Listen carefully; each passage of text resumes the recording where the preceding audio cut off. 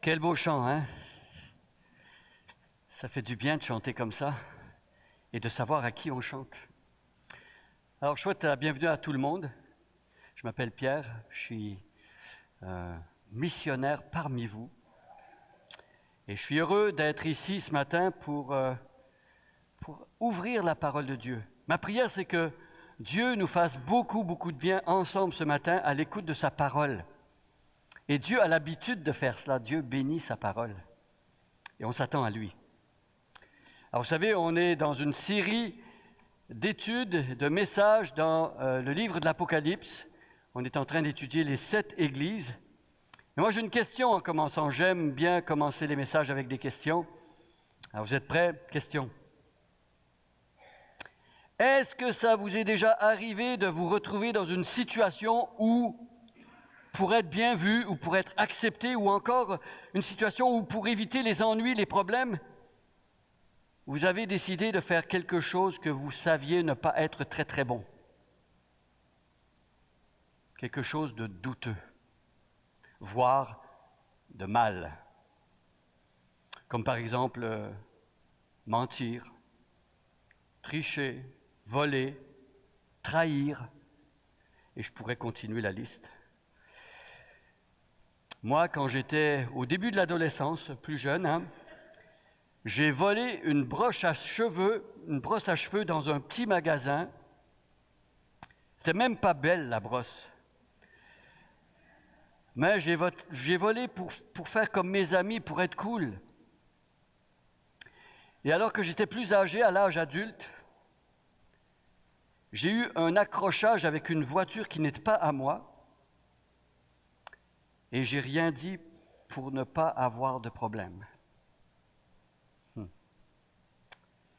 Pas très génial tout ça. Des choses dont on a honte, et heureusement qu'il y a la grâce de Dieu. Vous voyez, on peut faire toutes sortes de choses pour être accepté des autres et pour éviter des problèmes. Alors ce matin, Jésus s'adresse à une église qui vit ce même genre de pression. Une église qui vit ce même genre de pression. Une église située dans un environnement très hostile, très difficile. Et pour les chrétiens de cette assemblée-là, il y a une pression immense de se conformer à la culture ambiante. Se conformer. Et on va voir comment Jésus va parler à cette église, la 3e de notre série. C'est l'église qui se trouve à Pergame. Alors j'aimerais qu'on lise dans le livre de l'Apocalypse ce texte qui se trouve au chapitre 2, des versets 12 à 17, et j'invite ceux qui le peuvent à se lever pendant la lecture. Par respect pour la parole du Seigneur, levons-nous pendant la lecture. Apocalypse 2, versets 12 à 17, et je lis dans la version Louis II. Écrit à l'ange de l'église de Pergame, voici ce que dit celui qui a l'épée aiguë à 2 tranchants. Je sais où tu demeures. Je sais que là est le trône de Satan. Tu retiens mon nom. Tu n'as pas renié ma foi, même au jour d'Antipas, mon témoin fidèle qui a été mis à mort chez vous, là où Satan a sa demeure. Mais j'ai quelque chose contre toi. C'est que là où tu es, il y a des gens attachés à la doctrine de Balaam qui enseignaient à Balak à mettre une pierre d'achoppement devant les fils d'Israël pour qu'ils mangent des viandes sacrifiées aux idoles et qui se livrent à l'impudicité. De même, toi aussi, tu as des gens attachés pareillement à la doctrine des Nicolaïtes. Repens-toi donc, sinon je viendrai à toi bientôt et je les combattrai avec l'épée de ma bouche. Que celui qui a des oreilles entende ce que l'Esprit dit aux églises. À celui qui vaincra, je donnerai de la manne cachée, je lui donnerai un caillou blanc et sur ce caillou est écrit un nom nouveau que personne ne connaît si ce n'est celui qui le reçoit. Je termine la lecture ici.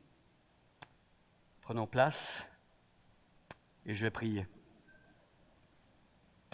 Prions. Seigneur notre Dieu, merci pour ta parole, pour toute ta parole. Nous ne voulons pas ce matin faire un tri entre les paroles que nous aimons et celles qui sont un peu plus difficiles. Nous savons parfois qu'il y a des paroles qui ne sont pas si faciles à entendre pour nous. mais nous te demandons ce matin de nous donner la grâce de les recevoir.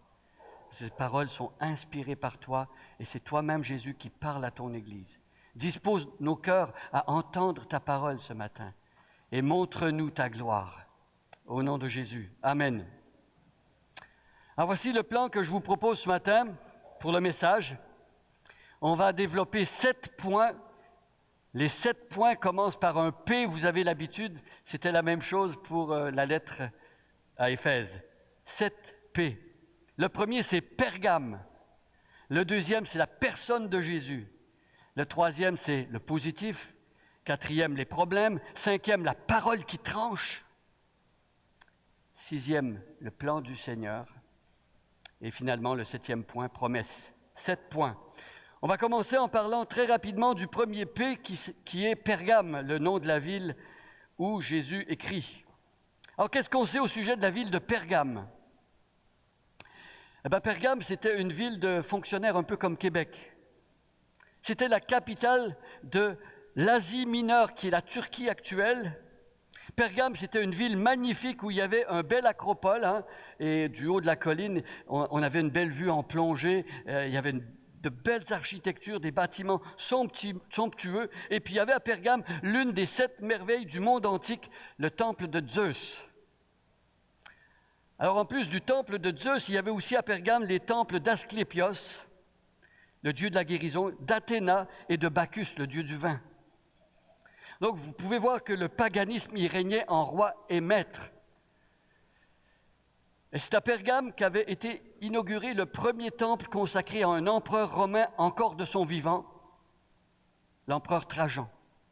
On adorait un empereur vivant à Pergame. À Pergame, il y avait aussi la 2e plus grande bibliothèque de l'Empire romain, après celle d'Alexandrie. Et figurez-vous que cette bibliothèque contenait 200 000 livres. C'est pas rien, une grande bibliothèque à Pergame. Et c'est également à Pergame que les parchemins avaient été inventés. D'ailleurs, le nom parchemin est un dérivé du mot pergame dans la langue grecque. Pergame.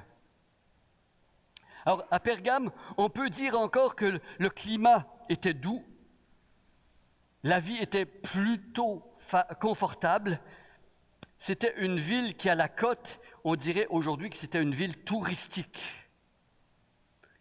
On s'y rendait pour se faire former et on s'y rendait pour se faire soigner. Pergame. Vivre à Pergame, c'était donc très, très agréable pour ceux qui acceptaient de vivre comme tout le monde. Si tu étais prêt à te conformer, il faisait bon vivre à Pergame.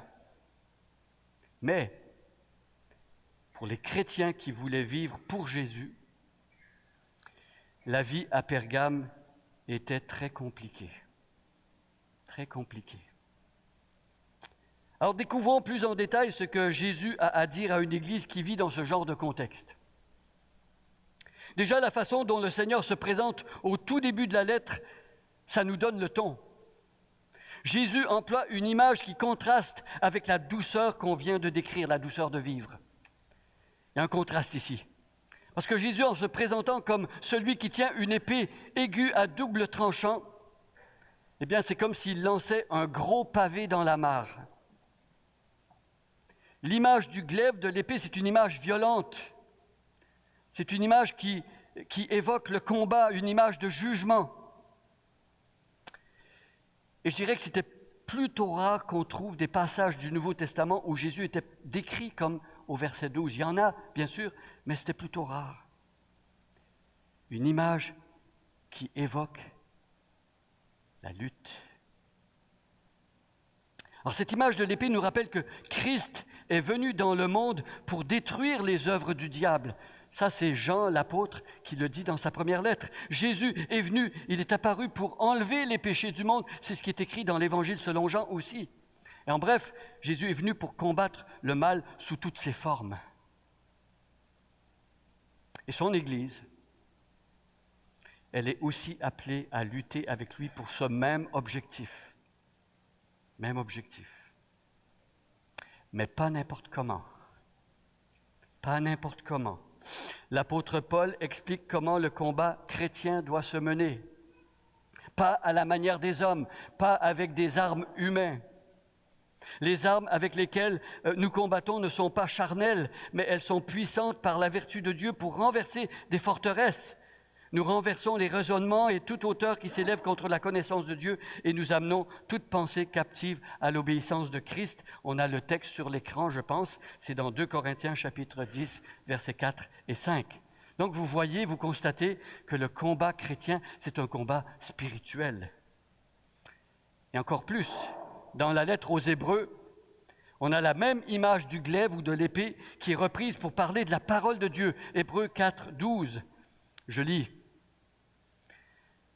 Car la parole de Dieu est vivante et efficace, plus tranchante qu'une épée quelconque à deux tranchants, pénétrante jusqu'à partager entre âme et esprit, jointure et moelle, elle juge les sentiments et les pensées du cœur. C'est donc avec sa parole que Jésus vient combattre le péché. Et pas seulement le péché dans le monde extérieur, mais aussi et surtout le péché parmi son peuple. Parmi son peuple. Jésus veut que son Église soit sainte. Il veut que son Église le serve d'un cœur pur, sans compromis. Donc on voit dès le début de la lettre à l'Église de Pergame que Jésus déteste une Église qui s'accommode du mal et du péché. Et ça peut exister malheureusement. Alors, il faut dire qu'à Pergame, la plupart des chrétiens refusent justement de s'accommoder des travers du paganisme. Ils refusent, ils rejettent cela. Et c'est d'ailleurs ce qui leur cause tant de problèmes dans une ville où faire comme tout le monde, c'était la règle pour être accepté. C'était là le problème. Malheureusement, à Pergame, il y avait une minorité qui acceptait les compromis. Et c'est à cette minorité-là que Jésus va faire des reproches, mais ça, on va le voir un petit peu plus tard. On va regarder d'abord quels sont les points positifs que le Seigneur souligne, et c'est notre troisième P, le positif. Jésus commence toujours en parlant du positif. Alors après Pergame, le premier P, après la personne du Christ, donc troisième point, le positif. Mais avant, permettez-moi de revenir à nouveau sur ce bout de phrase que Jésus emploie dans chacune de ses lettres. Jésus dit « Je sais ». Je sais. Jésus rappelle à son peuple, une fois de plus, qu'il est au courant de tout ce qui arrive dans l'Église. Tout ce qui se passe dans l'Église, Jésus le sait. Et Jésus avait dit la même chose pour l'Église d'Éphèse et pour l'Église de Smyrne. Jésus connaît parfaitement la situation dans laquelle se trouve l'Église de Pergame. Parfaitement. Il sait combien c'est difficile pour un chrétien de vivre dans ce haut lieu du paganisme, un haut lieu d'idolâtrie. Jésus sait combien c'est difficile pour un chrétien de vivre dans cet endroit où le mal règne. Jésus comprend. Jésus comprend. Jésus comprend combien les tentations sont fortes à Pergame, combien les occasions de désobéir à Dieu sont nombreuses, combien la pression est constante sur le chrétien. Jésus sait. Jésus sait. Jésus connaît même en détail l'endroit où les Pergamotes habitent. Il dit que c'est là où se trouve le trône de Satan. Il faut savoir que ce qui se passe à Pergame, toute cette idolâtrie, eh bien, c'est le diable qui l'inspire. C'est Satan qui inspire tout cela. Alors, vous écoutez ce que je vous dis, vous dites pas évident pour un chrétien de vivre dans ce genre de lieu-là. Ben, j'aimerais dire que même si à Drummondville, on n'a pas de temple païen du même genre qu'à Pergame, l'ennemi est aussi à l'œuvre. Et je ne sais pas pour vous, mais pour moi, c'est un grand encouragement de savoir ce matin, comme ça a dû l'être pour les chrétiens de Pergame, c'est un grand encouragement pour moi, de savoir que Jésus est au courant de l'endroit où j'habite. Un grand encouragement de savoir où on habite. Jésus connaît ma famille. Jésus connaît mon quartier. Jésus connaît mon lieu de travail. Jésus connaît tous les endroits que je fréquente. Et peut-être que là où vous demeurez actuellement, vivre en chrétien, ce n'est pas évident non plus. Peut-être que là où vous habitez, on blasphème Dieu à longueur de journée. Peut-être qu'on raconte des histoires à double sens. Peut-être qu'on n'arrête pas de se disputer. Peut-être qu'on se moque de Jésus. Peut-être qu'on parle en mal de tout le monde. On commère. Jésus sait. Ici, dans notre texte, Jésus a fait des éloges à l'église de Pergame parce qu'elle tient ferme. Dans sa grande majorité, l'Église tient ferme malgré l'ambiance pourrie qui règne dans la ville. Wow! Malgré les influences sataniques qui sont partout, Pergame est une Église en grande majorité fidèle. Et Jésus souligne ça. Une Église fidèle. Jésus connaît l'immoralité sexuelle qui se vit parmi les habitants, et la magie, la superstition, l'ivrognerie, les orgies. Et pourtant, la majorité des chrétiens n'ont pas renié Jésus. Quel témoignage! Quel témoignage! Ça, c'est le premier point positif. Ils n'ont pas renié. Mais en plus, Jésus dit que l'Église n'a pas eu honte de son nom. Contrairement à l'apôtre Pierre, vous vous souvenez de ce qui s'est passé? En face du danger, de la peur, il a renié 3 fois son maître. Mais les chrétiens de Pergame, ici, sont restés attachés au nom de Jésus. Et Jésus mentionne même un chrétien qui a accepté de mourir plutôt que de compromettre sa foi, c'est Antipas. Alors, qu'est-ce qu'on sait sur Antipas? Qui est cet homme? La tradition raconte qu'Antipas, c'était le pasteur de l'église de Pergame. Antipas refusait de rendre un culte à l'empereur romain. Et à cause de cela, on l'avait mis vivant dans un immense taureau d'airain de bronze. On avait allumé un bûcher. Antipas est mort cuit à l'intérieur du taureau. Et il criait en souffrant et les personnes s'imaginaient que c'est le taureau qui prenait vie. Terrible. Antipas avait accepté la mort plutôt que de renier le Seigneur. Et Jésus appelle Antipas son témoin fidèle.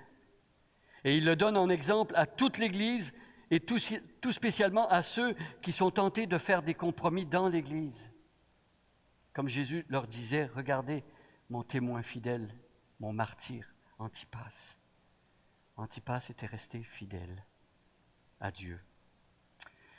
Donc les 2 premiers versets de la lettre nous interpellent, je pense, en tout cas moi ça m'interpelle, et nous amènent à nous poser la question,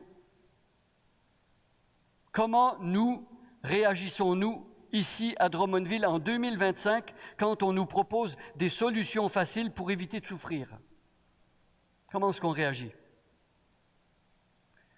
Quand, par exemple, on nous propose peut-être de mentir, de tricher, de faire semblant de ne pas voir, de regarder ailleurs quand on fait le mal sous nos yeux, comment on réagit? Est-ce qu'on a tendance à accepter le compromis pour éviter les problèmes? Ça arrive. C'est dur. Eh bien, comme au Pergamote, ma prière, c'est que Dieu nous rappelle sans cesse qui il est, lui. Le Dieu saint, qui tient l'épée aiguë à 2 tranchants. Que Dieu nous donne la force de résister à la tentation de vouloir faire comme tout le monde. On va passer maintenant au problème que Jésus révèle dans son Église. C'est notre 4e P, vous voyez, ça avance vite. 4e P, les problèmes. Alors j'aimerais souligner d'emblée que quand Jésus fait des reproches à son Église, ce n'est jamais, jamais, jamais pour l'écraser. Jamais. Jésus n'écrase pas son Église. Jésus aime son Église. Jésus a donné sa vie pour elle. Jésus était en train de la parer d'un habit de fin lin qui sont les œuvres des justes. Jésus rend belle son Église pour le grand jour des noces de l'agneau. Non, Jésus n'écrase pas son Église. Jésus reprend toujours son Église pour la purifier. Alors Jésus reproche à certains dans l'Église de s'être laissés séduits par deux erreurs. Deux erreurs. La première, c'est la doctrine de Balaam. Qui se souvient de l'histoire de ce drôle de prophète qu'on pourrait appeler un devin même? Qui se souvient de Balaam dans l'Ancien Testament? J'ai déjà lu le texte. Alors, le récit de Balaam se trouve des chapitres 22 à 25 du livre des Nombres, dans le Pentateuque, 5 premiers livres de la Bible. Alors voilà l'histoire. Pour s'enrichir, Balaam avait accepté de l'argent du roi de Moab, un roi païen. Le roi s'appelait Balak. Balak avait payé Balaam pour accomplir une mission bien précise. Maudire le peuple d'Israël. Voilà sa mission, maudire le peuple d'Israël. Pourquoi maudire Israël? Parce que l'arrivée du peuple de Dieu aux portes de la terre promise avait semé la terreur parmi les Moabites. Les Moabites ne voulaient pas qu'Israël entre en terre promise. Ils avaient entendu parler des hauts faits et des miracles que Dieu avait faits dans le passé. Ils avaient peur. Donc Balaam reçoit une mission. Il se met en marche. Et une fois arrivé au camp des Juifs, Balaam avait essayé d'exécuter les plans de Balak, maudire le peuple, mais voyez-vous, il n'avait pas été capable de maudire les Hébreux. Pourquoi? Parce que personne ne peut jamais appeler la malédiction sur ce que Dieu a béni. Je répète ça. Personne ne peut jamais appeler la malédiction sur ce que Dieu a béni. Dieu a béni son peuple. Et donc Balaam avait fini par bénir les Israélites. Imaginez la scène, il va pour maudire et il y a des paroles de bénédiction qui sortent.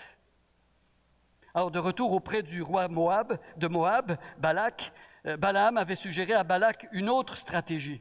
On peut s'imaginer qu'en revenant et en disant au roi « j'ai pas pu les maudire, je les ai bénis », on peut s'imaginer la fureur dans le cœur de Balak. « Mais non, c'est pas ta mission, je t'ai pas payé pour faire ça. » Mais il avait une autre stratégie. S'il ne pouvait pas combattre Israël de l'extérieur, Balaam allait proposer de les combattre de l'intérieur. Subtil, insidieux. Il avait suggéré au roi d'envoyer de jolies femmes au milieu du campement des Juifs.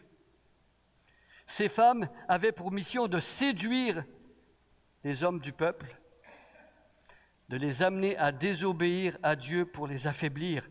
Et le raisonnement de Balak, c'était que si le peuple est affaibli, Dieu ne va pas les bénir. Mais Dieu est un Dieu de grâce, même quand on est faible. Mais voyez-vous, ici, dans l'histoire de Balaam, sa stratégie avait fonctionné.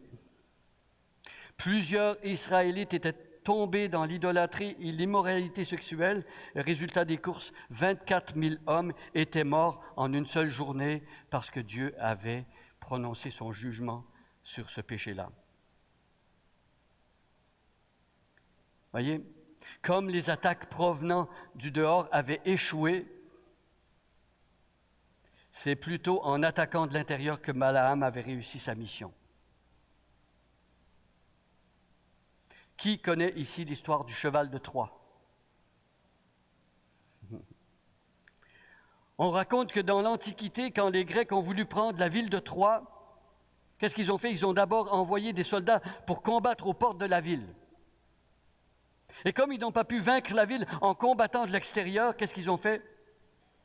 Ils ont décidé de changer d'approche. En s'éloignant de la ville, ils ont laissé un grand cheval en bois, en dehors des murs de la ville. Alors évidemment, les habitants de Troie sont tout curieux. Ils ont amené le cheval à l'intérieur des murs, mais ils n'avaient pas remarqué qu'à l'intérieur du cheval, il y avait des soldats grecs qui s'étaient cachés. Et sans le savoir, Il venait de laisser l'ennemi entrer au milieu d'eux. Et c'est finalement grâce aux soldats cachés dans le cheval que les Grecs ont pu conquérir la ville de Troie. Voyez-vous, ça ne fonctionne pas de l'extérieur, on va adopter une autre stratégie, on va travailler de l'intérieur.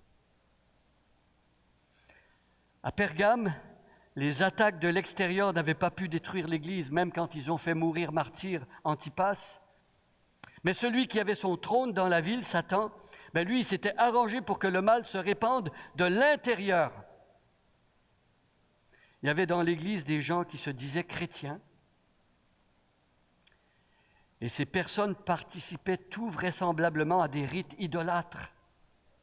Ils allaient dans les temples païens,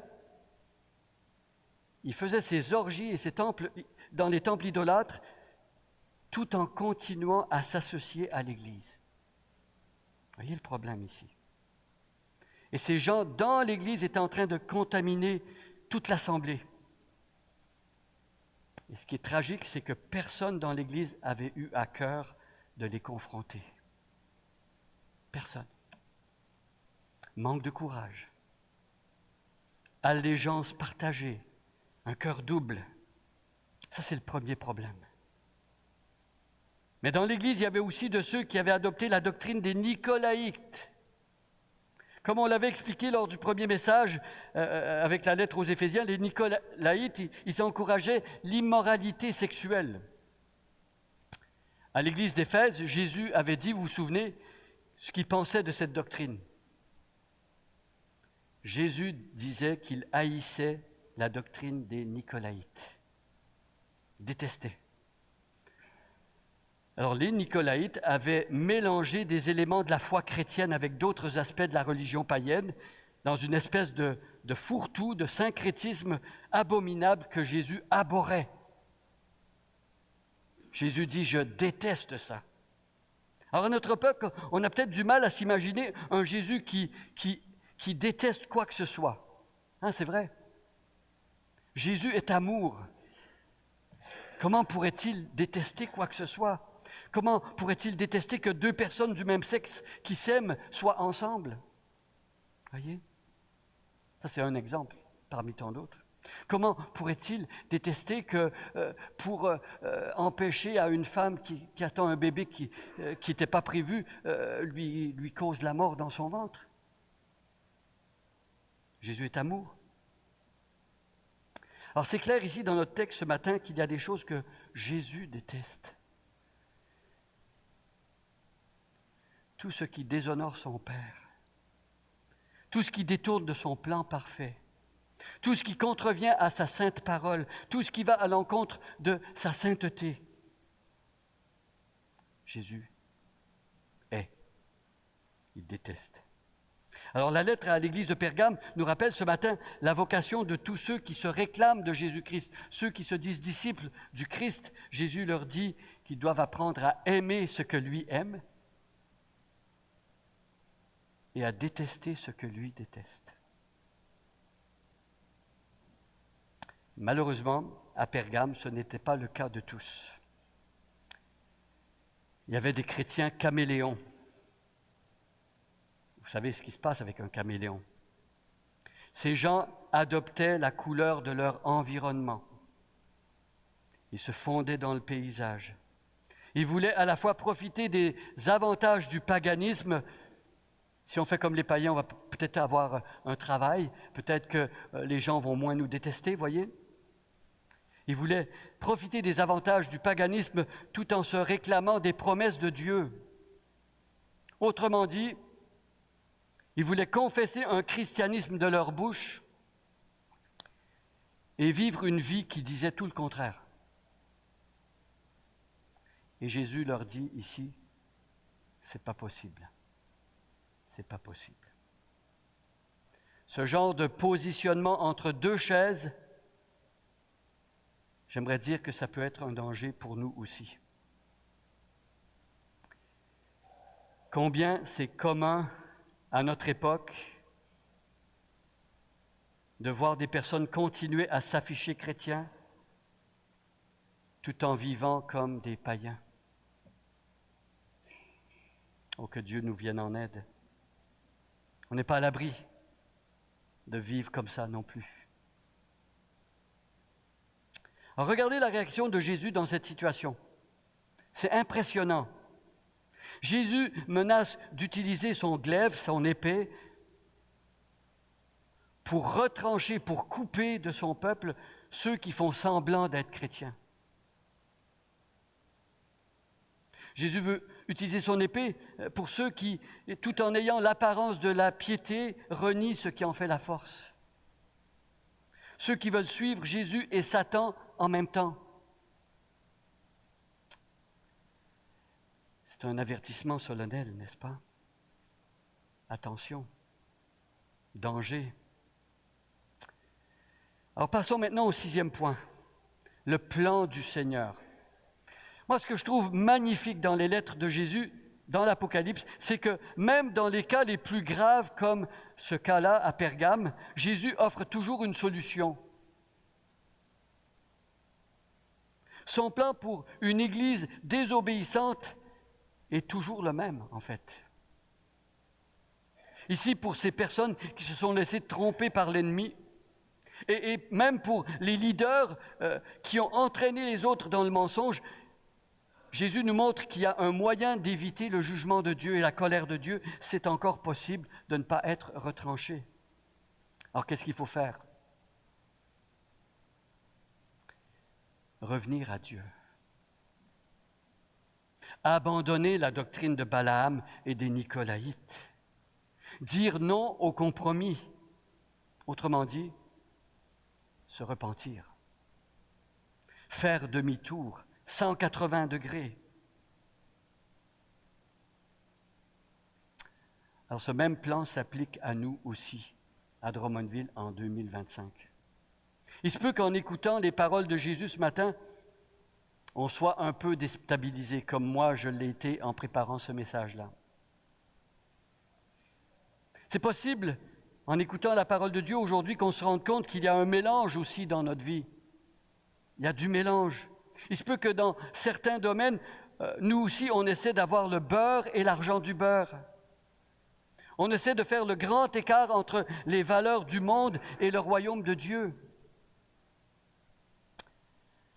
Mes amis, entendons l'appel de grâce de Jésus ce matin. Un appel de grâce. Un appel clair et limpide.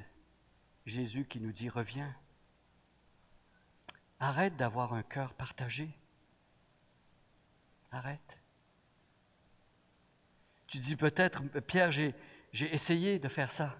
C'est dur. Je ne suis pas capable de faire ce changement-là dans ma vie. Vous savez ce que j'ai envie de vous répondre? J'ai envie de vous dire, mon ami, je te comprends tout à fait. Jésus a dit, sans moi, vous ne pouvez rien faire. Sans moi, vous ne pouvez rien faire. Les transformations que Jésus exige, elles sont le fruit de la grâce de Dieu en nous. C'est la grâce qui nous permet de changer. On ne fabrique pas de nous-mêmes le changement en dehors de Jésus. C'est toujours lui qui opère les changements en nous. Alors, mes amis, demandons à Jésus ce matin de nous donner un cœur nouveau. Un cœur qui veut vivre entièrement pour lui. Demandons-lui de nous rendre vainqueurs sur l'amour du monde, sur les compromis. Alors Jésus termine son message à l'église de Pergame en faisant 2 promesses pour les vainqueurs. 2 promesses. C'est notre 7e et dernier P, promesse.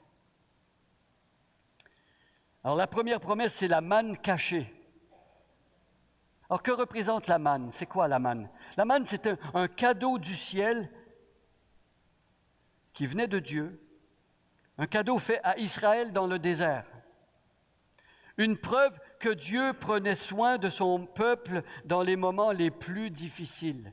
Le désert, c'était aride, c'était un lieu désolé, c'était dur. Dieu prenait soin de son peuple dans le désert. Dans un environnement hostile, Dieu avait nourri son peuple malgré sa faiblesse pendant 40 ans. Wow! Et ici, Dieu promet à tous ceux qui s'attendent à lui la manne cachée. cette nourriture que le monde ne voit pas, elle est cachée pour la plupart des gens autour de nous. Dieu la promet. Dieu garantit à tous ceux qui refusent le compromis la nourriture céleste. Je vais prendre soin de toi, je vais te nourrir. À Pergame, il y avait de grandes fêtes païennes. Des grandes fêtes dont les chrétiens fidèles étaient toujours exclus. Toute la population de la ville allait à ces fêtes, sauf les chrétiens. Et dans ces fêtes, on offrait aux participants des mets savoureux, en abondance.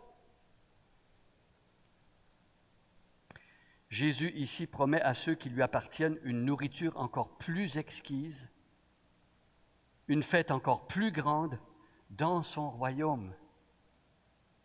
Dans son royaume. Deuxième image, le caillou blanc.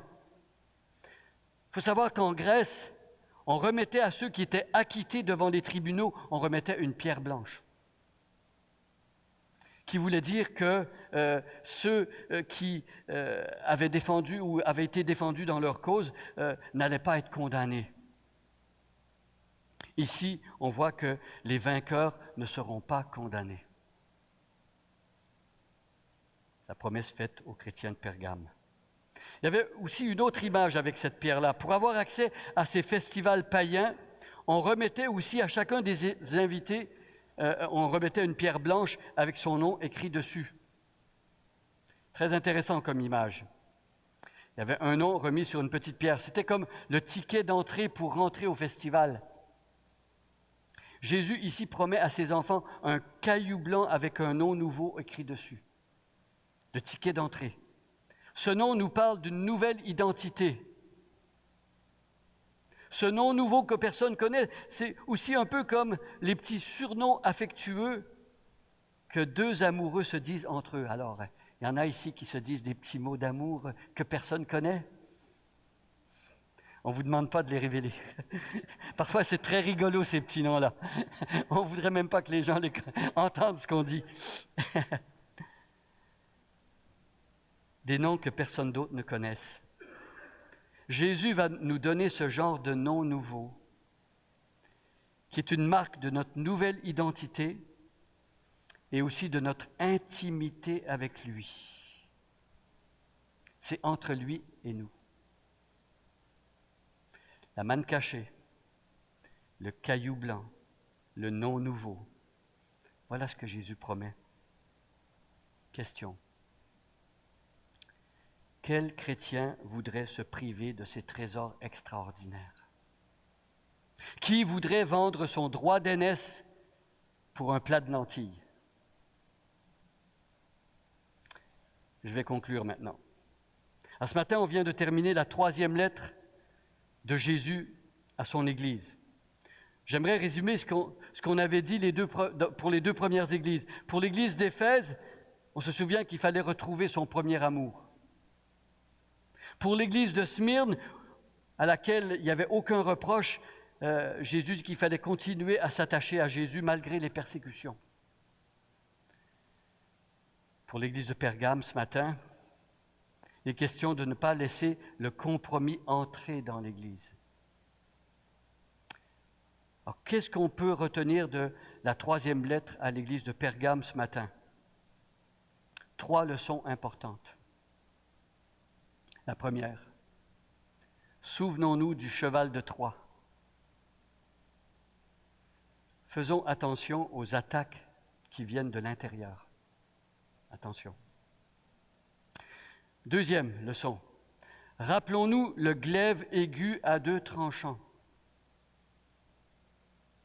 Laissons Jésus retrancher de nos vies tous les compromis. Demandons-lui, Seigneur, coupe dans ma vie ce qui va m'amener à faire des compromis. 3e leçon, n'oublions pas les promesses faites aux vainqueurs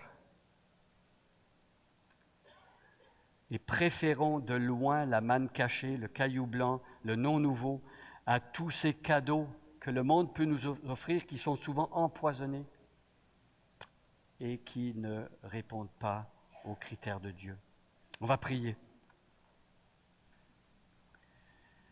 Seigneur notre Dieu, merci pour ta parole. Merci parce que même quand ta parole n'est pas facile à entendre, merci parce qu'elle est bonne, parce que c'est la vérité, parce que c'est cette parole qui nous rend libres. Merci Seigneur de nous avoir parlé ce matin. Aide-nous Seigneur à vivre d'une manière qui t'honore au milieu d'un environnement souvent très hostile. Et permets-nous Seigneur de rester attachés à toi par ta grâce. Nous comptons sur ta grâce aujourd'hui. Amen.